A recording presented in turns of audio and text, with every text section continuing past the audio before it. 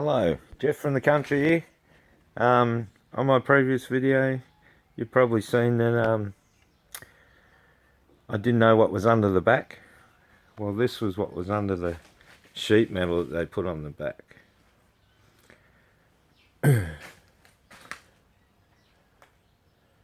Only one way to get rid of rust, I reckon, is to cut it out.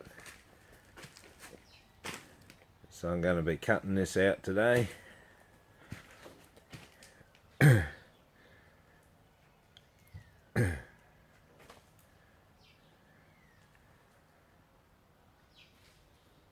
And we'll see what it looks like after I cut it out. Might say I'm a bit crazy, but I think we need to be a little bit crazy in this world. I believe I can restore this bus.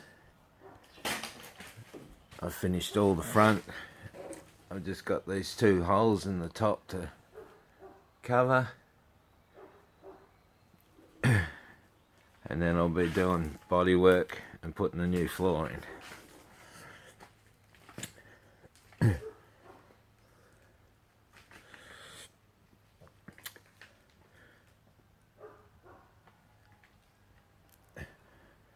So have a nice day,